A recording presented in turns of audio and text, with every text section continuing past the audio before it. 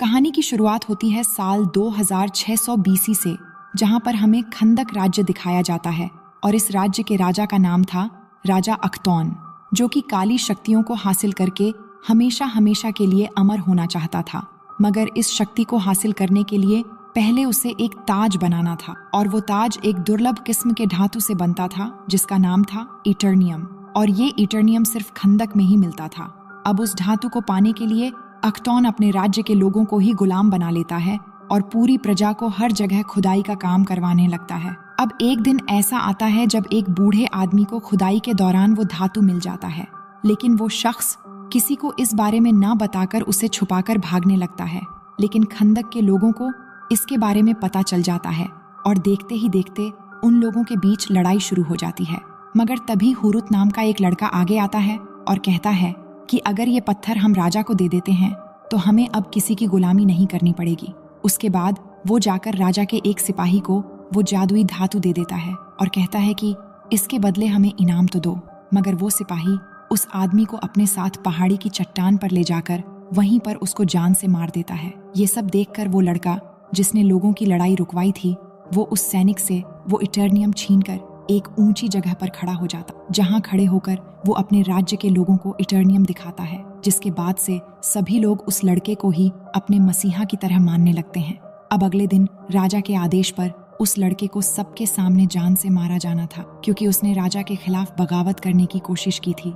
लेकिन हुरुत अपनी जान की परवाह न करते हुए अपने लोगों के बारे में सोचता है, और ऐसे ही साफ दिल वाले लोगों को पृथ्वी के रखवाले जादूगर पसंद किया करते थे। लेकिन उसकी गर्दन पर तलवार चलाने से पहले ही वो अचानक से कहीं गायब हो जाता है।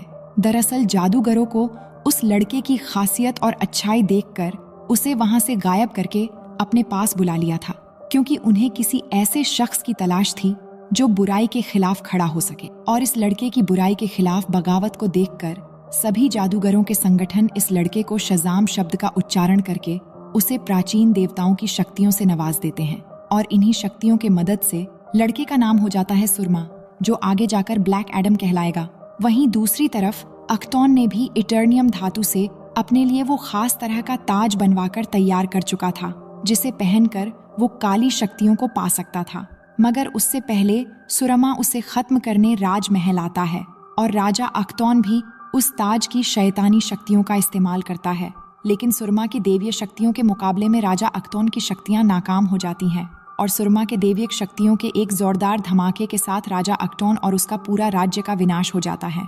उसके बाद जादूगरों ने उस ताज को कहीं छुपा दिया ताकि ये कभी किसी इंसान के हाथ ना लगे, और सुरमा के बारे में इसके बाद से कभी किसी ने नहीं सुना। अब इसके बाद इस कहानी की सीन बदलकर 5000 साल बाद प्रेजेंट टाइम में आती है, जहां खंदक शहर अभी काफी एडवांस हो चुका है। लेकिन एक गैंग ने पूरे तरीके से इस शहर पर कब्जा किया होता है, जो लोगों पे जुल्म कर रहे हैं, लूट मार कर रहे हैं, और पूरी तरह से इस शहर को कंट्रोल में कर रखा है। असल में इस गैंग का एक ही मकसद था उस ताज को तलाश करना, जिसको राजा अख्तौन ने 5000 साल पहले बनाया था, जो अभी भी कहीं ना कहीं इसी शहर में ही दफन है। अब हम एक लड़की को देखते हैं जिसका नाम है एड्रियाना। वो भी इसी ताज को ढूंढ रही होती है। ये लड़की पुरानी चीजों को ढूंढने में काफी एक्सपर्ट है, क्योंकि ये एक आर्कियोलॉजिस्ट है और हिस्ट्री की बहुत सी अनोखी चीजों के बारे में ये जानती है। तो ये लड़की अपने कुछ साथी, जिनका नाम करीम, इश्मेल और सलीम है, उनके साथ एक गुफा में जाती है, जहाँ पे काफी कोशिशों के बाद इसको वो ताज मिल भी जाती है। और उसके साथी इसी बात को लेकर खुश हो ही रहे होते हैं। तभी वहाँ पर गन लेकर कुछ गार्ड्स आ जाते हैं, जो एड्रियाना के लोगों को पकड़ लेते हैं। लेकिन यहाँ हमें पता चलता है कि एड्रियाना का ही एक साथी, जिसका नाम इश्मेल है, वो उसी गैंग के साथ मिला हुआ है जिसने पूरे शहर पर कब्जा कर रखा है, और ये सब गार्ड्स भी उसी के हैं। अब ये सभी गार्ड्स एड्रियाना और उसके लोगों की तरफ गन पॉइंट करते हैं और कहते हैं कि एड्रियाना, हमें तुम वो ताज दे दो। तभी एड्रियाना नीचे देखती है जहाँ पे पुरानी भाषा में कुछ लिखा हुआ था।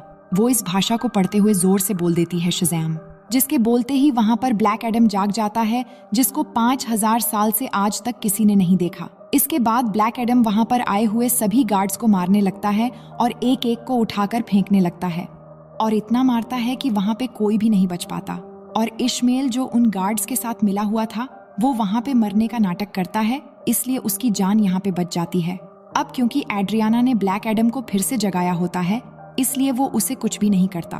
अभी ब्लैक एडम वहीं पर होता है कि उस गैंग के कुछ और लोग भी आ जाते हैं और उस पर एक स्पेशल वेपन से अटैक करते हैं।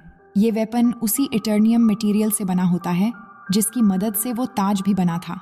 और जैसे ही ये रॉकेट मिसाइल ब्लैक एडम को लगता है तो उसे चोट लग जाती है, जिसके बाद ब्लैक एडम उसे मारने वाले गुंडे की तो जान ले लेता है, लेकिन उस रॉकेट मिसाइल के लगने की वजह से वो खुद भी बेहोश हो जाता है।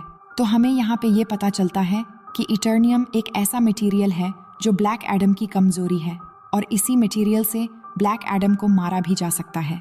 ये देखते हुए एड्रियाना काफी परेशान हो जाती है और वो ब्लैक एडम को अपने घर ले जाती है, जिसके बाद जैसे ही ब्लैक एडम को होश आता है तो वो